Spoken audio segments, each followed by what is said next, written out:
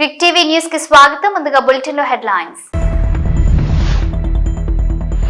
ఘనంగా శ్రీకాళహస్తీశ్వరుని గిరి ప్రదక్షిణ ఉత్సవం కన్నులారా వీక్షించిన భక్తజనం. నేడు మాజీ మంత్రి దివంగత జైపాల్ రెడ్డి జయంతి. నివాళులర్పించిన ముఖ్యమంత్రి రేవంత్ రెడ్డి మరియు పలువురు ప్రముఖులు.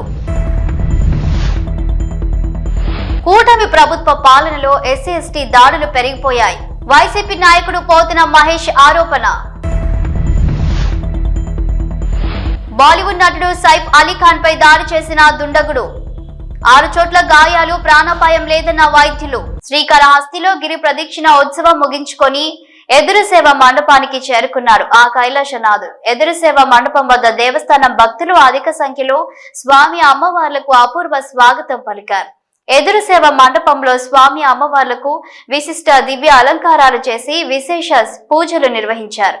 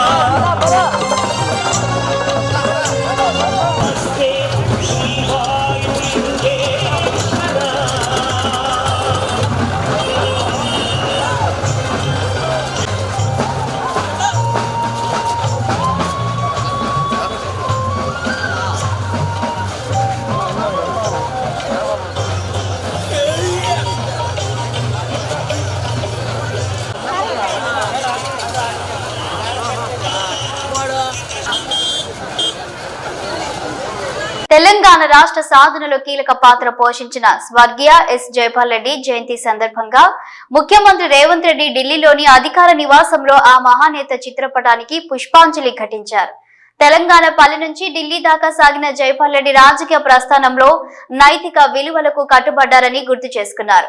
ముఖ్యమంత్రితో పాటు మంత్రి పొంగులేటి శ్రీనివాసరెడ్డి, ఎంపీ సురేష్ కుమార్ షెట్కార్, ప్రభుత్వ సలహాదారు షబీర్ అలీ, ఎమ్మెల్యేలు గడ్డం వినోద్, రామ్మోహన్ రెడ్డి, పలువురు నాయకులు జైపాల్ రెడ్డికి నివాళులు అర్పించిన వారిలో ఉన్నారు.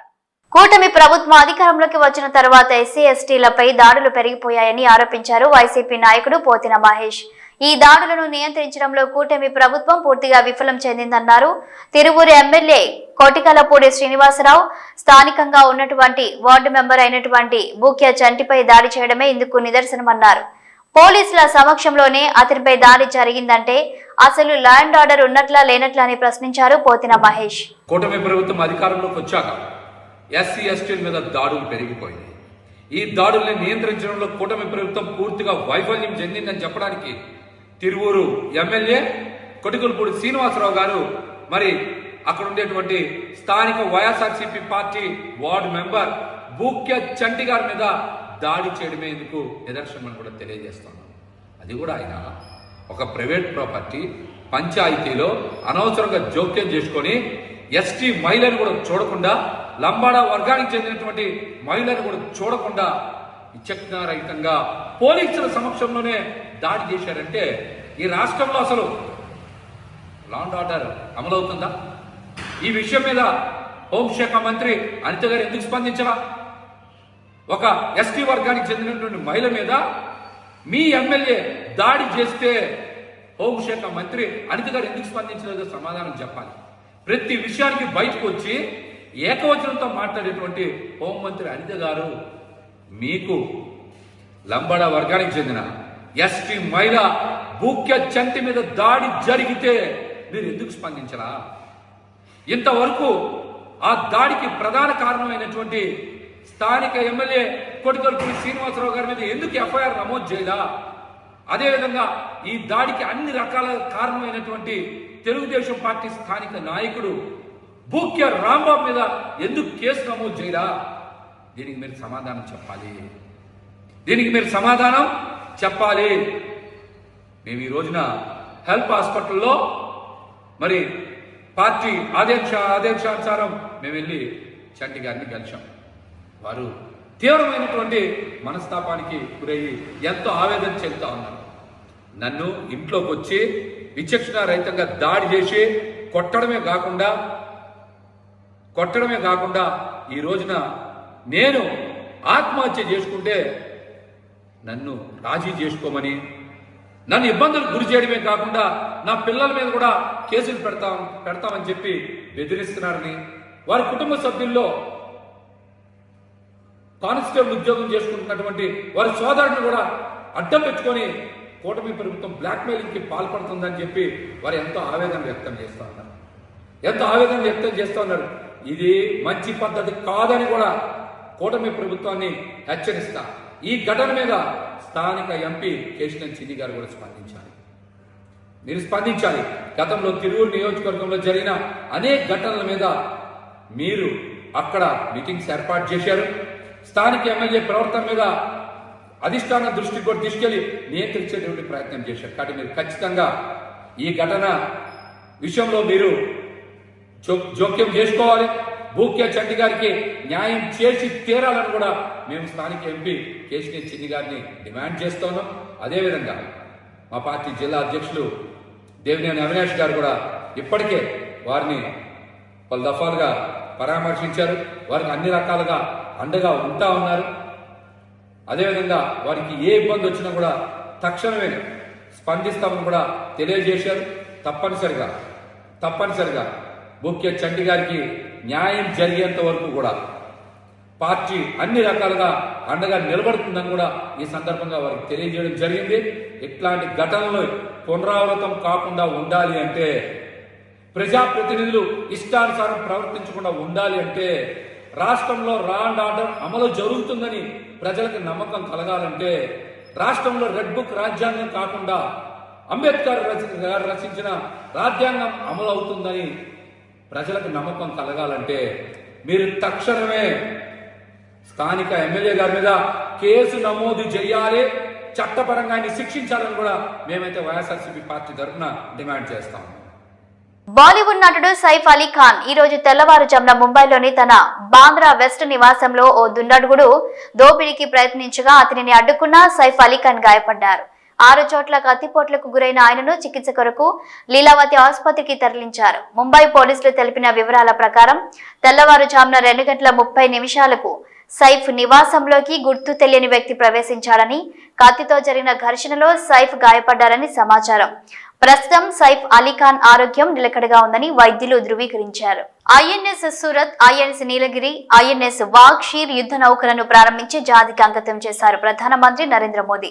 రక్షణ తయారీ, సముద్ర భద్రతలో గ్లోబల్ లీడర్ గా ఎదగాలనే భారతదేశ కలను సాకారం చేయడంలో కీలక ముందడుగు పడింది. భారత నౌకాదళానికి చెందిన ఐఎన్ఎస్ సూరత్, ఐఎన్ఎస్ నీలగిరి, ఐఎన్ఎస్ వాగ్షీర్లను నేవల్ డాక్ యార్డ్ లో ప్రధాని నరేంద్ర మోదీ ప్రారంభించారు. వీటి ద్వారా భారతదేశ రక్షణ సామర్థ్యాలను మరింత అభివృద్ధి చెందడంతో పాటు సాంకేతికంగా ఇతర దేశాల కంటే భారత్ ముందు వరుసలో ఉండటం భారతీయులుగా మన అందరం గర్వించదగ్గ విషయమన్నారు.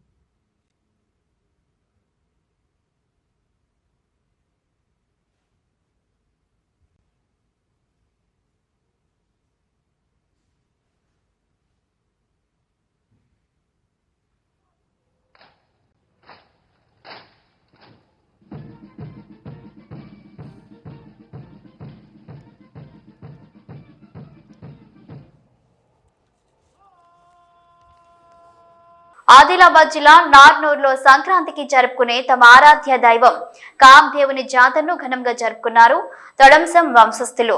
ఆనవాయితీగా వస్తున్న ఆచారం ప్రకారం జాతరలో 2.5 కిలోల నువ్వుల నూనెను నాగుబాయి చందు అనే మహిళ తాగి అందరినీ ఆశ్చర్యపరిచింది.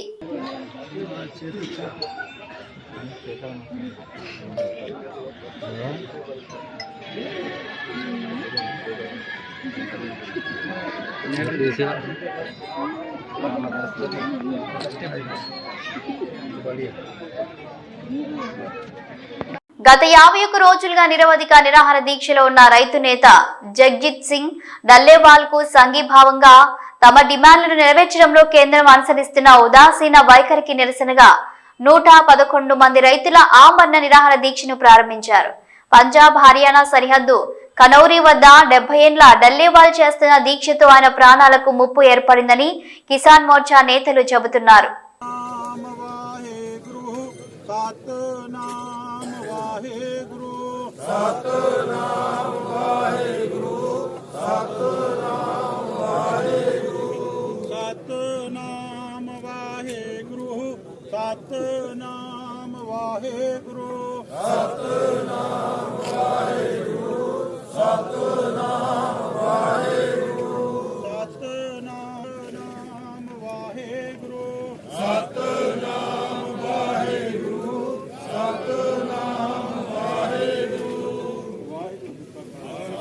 తెలంగాణ రాష్ట్రానికి కేంద్ర ప్రభుత్వం నుంచి రావాల్సిన పెండింగ్ నిధులకు సంబంధించిన అంశంపై మంత్రి పొన్నం ప్రభాకర్ గౌడ్ తన కేబినెట్ సహచరులతో కలిసి ఢిల్లీలోని తెలంగాణ భవన్లో సమగ్రంగా చర్చించారు.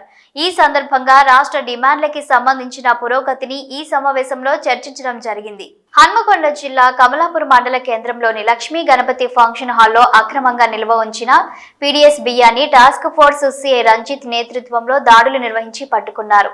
దాదాపుగా 1,78,752 రూపాయల విలువైన 71 క్వింటాల బియ్యాన్ని సీజ్ చేసి స్థానిక పోలీస్ స్టేషన్లో అప్పగించినట్లు టాస్క్ ఫోర్స్ అధికారులు వెల్లడించారు. ఫంక్షన్ హాల్ యజమానికి రైస్ మిల్ ఉండడంతో అధికారులను తప్పుదోవ పట్టించడానికి అక్కడ నిల్వ ఉంచారని గ్రామస్తులు ఆరోపిస్తున్నారు.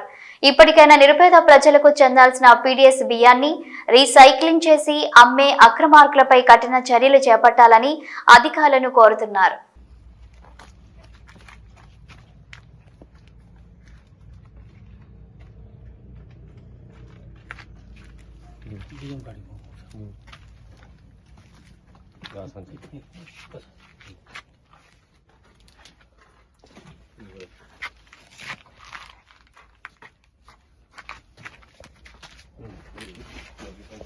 సీఎం రేవంత్ రెడ్డిపై హుజూరాబాద్ ఎమ్మెల్యే పాడి కౌశిక్ రెడ్డి చేసిన అనుచిత వ్యాఖ్యలను నిరసిస్తూ హన్మకొండ జిల్లా కమలాపూర్ మండల కేంద్రంలో యువజన కాంగ్రెస్ నాయకులు దిష్టిబొమ్మ దగ్ధం చేశారు. ఈ సందర్భంగా మండల అధ్యక్షులు దూడ శ్రీకాంత్ మాట్లాడుతూ ప్రజా సంక్షేమం కోసం పాటుపడే ముఖ్యమంత్రి రేవంత్ రెడ్డిని విమర్శిస్తే సహించేది లేదన్నారు. ఎమ్మెల్యేగా గెలిపిస్తే నియోజకవర్గ సమస్యలు గాలికి వదిలేశారని ఆరోపించారు.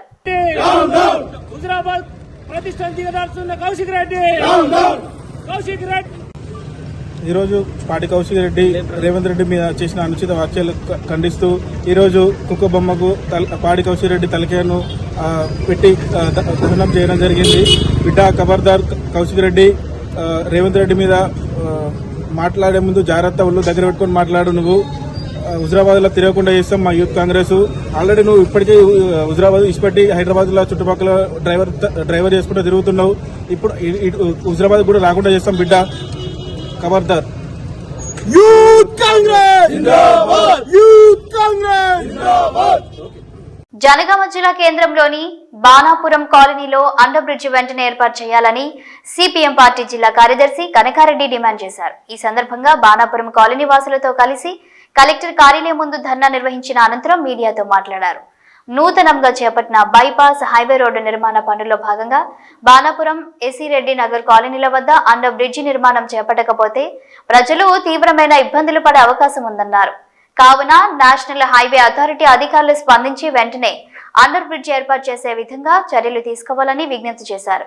లేని ఎడల సిపిఎం పార్టీ ఆధ్వర్యంలో ఆందోళనలు ఉధృతం చేస్తామని హెచ్చరించారు.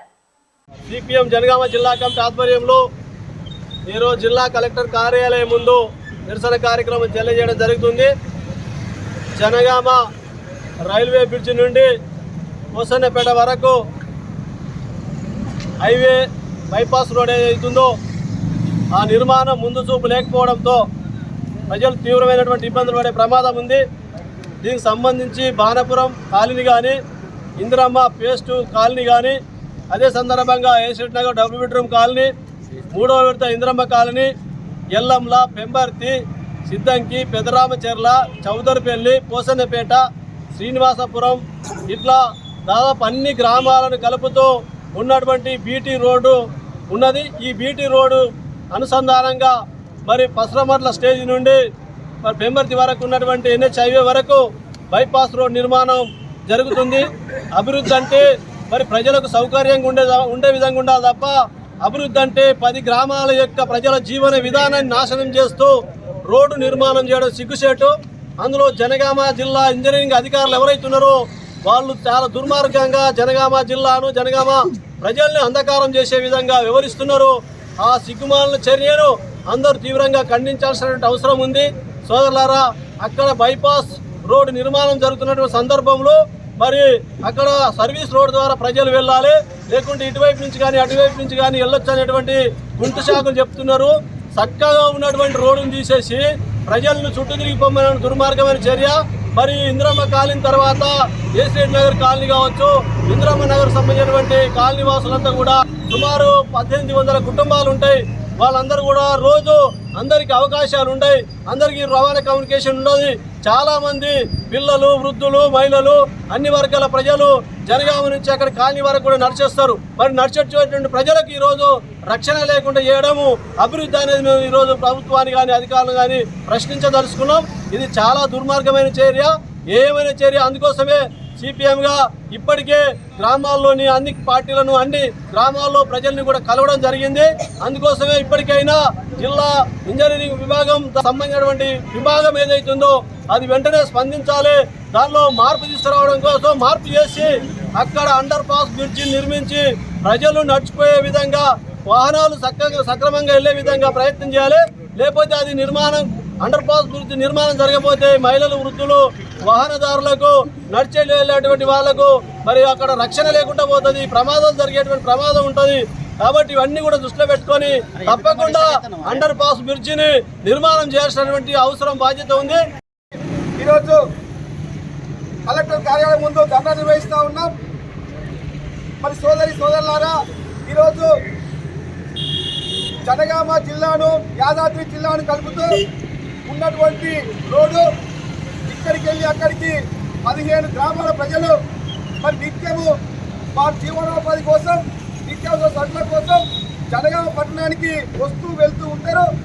అటువంటి రహదారిని ఈరోజు అధికారులు ముందు చూపు లేకుండా, ఇంజనీర్లు ముందు చూపు లేకుండా ఈరోజు దాన్ని మూసివేసేటువంటి ప్రయత్నం చేస్తున్నారు. దాని వలన అనేకమైనటువంటి ప్రమాదాలు జరుగుతాయి. దాంతోపాటు రావడం కోసం పోవడం కోసం ఒకటే మరి హైవే, ఒకటే రోడ్డు మరి ఇస్తున్నారు. కాబట్టి తక్షణమే ఇంజనీర్లు ఆ ప్రణాళికను మార్చుకొని తప్పకుండా అక్కడ అండర్ పాస్ బ్రిడ్జిని ఏర్పాటు చేయాలని చెప్పేసి సిపిఎం పార్టీ డిమాండ్ చేస్తారు. మెదక్ జిల్లా రామాయంపేట ఎంపీడీఓ కార్యాలయంలో గురువారం అధికారులు సమీక్షా సమావేశం నిర్వహించారు. మండల ప్రత్యేక అధికారి శ్రీనివాసరావు అధ్యక్షతన ఏర్పాటు చేసిన సమావేశానికి తహసీల్దార్ రజనీ కుమారి, ఎంపీడీఓ సాజులోద్దీన్, మున్సిపల్ కమిషనర్ దేవేందర్, వ్యవసాయ అధికారి రాజు నారాయణ హాజరయ్యారు. మండల పరిధిలోని వివిధ గ్రామాలకు చెందిన పంచాయతీ కార్యదర్శులు, మున్సిపల్ సిబ్బందికి ప్రభుత్వ పథకాల అమలు తీరుపై క్షేత్రస్థాయిలో నిర్వహించే సర్వే విధి విధానాలను వివరించారు. తెలంగాణ రాష్ట్ర ప్రభుత్వం ఈ నెల 26న ప్రకటించనున్న రైతు భరోసా, ఇందిరమ్మ ఇల్లు, రేషన్ కార్డుల అమలు విధి విధానాలపై అవగాహన కల్పించారు. క్షేత్రస్థాయిలో గ్రామాలకు వెళ్లి లబ్ధిదారుల ఎంపిక ఖరారు చేసి నివేదిక సమర్పించాలని సూచించారు. 5 రోజుల పాటు ఈ సర్వే చేపట్టనున్నట్టు అధికారులు తెలిపారు. ప్రతిష్టాత్మకంగా చేపట్టినటువంటి రైతు భరోసా కార్యక్రమంలో భాగంగా క్షేత్రస్థాయి పరిశీలన జరపాల్సిందిగా గౌరవ కలెక్టర్ గారు ఆదేశించిన మేరకు ఈరోజు సన్నాహక సమావేశం నిర్వహించడం జరిగింది. దీనికి వ్యవసాయ మరియు రెవెన్యూ, మున్సిపాలిటీ, పంచాయతీరాజ్ డిపార్ట్మెంట్ల ద్వారా క్షేత్రస్థాయి సిబ్బందికి అవగాహన చేసి ఈ 4 రోజుల పాటు చేయాల్సిన కార్యాచరణ గురించి చర్చించడం జరిగింది. ఈరోజు రామాయంపేట మండలంలో పంచాయత్ సెక్రటరీలు, రెవెన్యూ సిబ్బంది మరియు అగ్రికల్చర్ ఆఫీసర్స్తో అందరితో మీటింగ్ పెట్టడం, తహసీల్దార్ గారు, ఎంఆర్ఓ, ఎంపీడీఓ గారు, మరి అగ్రికల్చర్ ఆఫీసర్ గారు, మేము స్పెషల్ ఆఫీసర్ అందరి సమక్షంలో మనకు ఒక అవగాహన సదస్సులుగా ఇక్కడ ఏర్పాటు చేసి మరి ప్రభుత్వము ప్రతిష్టాత్మకంగా చేపట్టిన ఈ యొక్క 4 కార్యక్రమాలు, రైతు భరోసా, రైతు ఆత్మీయ భరోసా, ఇందిరమ్మ ఇండ్లు, రేషన్ కార్డ్స్, ఈ 4 కార్యక్రమాలను 26వ తారీఖు నాడు 26 జనవరి నాడు 75 సంవత్సరాల పూర్తి చేసుకున్న సందర్భంగా మనము ఈ యొక్క ప్రభుత్వం లాంచ్ చేయాల్సింది. కాబట్టి అంతకుముందు ఇప్పుడు ఈ యొక్క 8 రోజులు ఉంది. దాంట్లో ఇప్పుడు 16వ తారీఖు నుంచి 20వ తారీఖు వరకు ఆల్రెడీ ఇంతకుముందు ఉన్న డేటానే మనము ఫీల్డ్ వెరిఫికేషన్ చేసుకోవడం జరుగుతుంది. దాని తర్వాత 21 నుంచి 24వ తారీఖు వరకు వాళ్ళు గ్రామ సభలలో పెట్టి తీర్మానం చేసుకొని ఆ లిస్టు ఫైనలైజ్ చేసిన తర్వాత దానికి అనుగుణంగానే మనము 26వ తారీఖు నుంచి మనము ప్రభుత్వం లాంచ్ చేసి అందరికీ బెనిఫిషరీస్కు ఈ యొక్క కార్యక్రమాలు చేకూరేలా ప్రభుత్వం చేయడానికి నిర్ణయించింది. కాబట్టి అందరినీ మనస్ఫూర్తిగా ఇక్కడ మానవతా దృక్పథంతో ఇక్కడ చేసి అందరికీ పూరెస్ట్ ప్రజలకు కూడా మనకు ప్రభుత్వం ద్వారా ఈ యొక్క చేయూత అందించడానికి అందరూ సహకరించాలని మేము వీళ్ళందరినీ విజ్ఞప్తి చేశాము. దాని ప్రకారము మేము సక్సెస్ఫుల్గా ఈ కార్యక్రమాన్ని చేస్తామని మీకు మరొకసారి తెలియజేస్తున్నాం. Thank you. అందరికీ నమస్కారం. గవర్నమెంట్ ప్రెస్టీజియస్గా లాంచ్ చేసిన 4 స్కీమ్స్లో భాగంగా రేషన్ కార్డ్స్లో ఫీడ్బ్యాక్ అనేది ఫీల్డ్ లెవెల్ స్టాఫ్కి 16th నుంచి 28th వరకు ఫీల్డ్ సర్వే జరుగుతుంది. దాంట్లో భాగంగా 3.5 acres of wet land and 7 acres of dry land, మున్సిపాలిటీలో వచ్చేసి 2 lakhs ఇన్కమ్, రూరల్లో వచ్చేసి 1,50,000 ఇన్కమ్ క్రైటీరియాలో తీసుకుంటూ ఫీల్డ్ ఇన్స్పెక్షన్ అనేది సర్వే చేయడం జరుగుతుంది. సో అందరూ ఎవరైతే రేషన్ కార్డు లిస్ట్ ఆన్లైన్లో మనకు సర్వే డీటెయిల్స్ వచ్చినాయో వాళ్ళందరూ కూడా కోఆపరేట్ చేయాల్సిందిగా విజ్ఞప్తి. ఇవి bulletin updates. Keep watching news.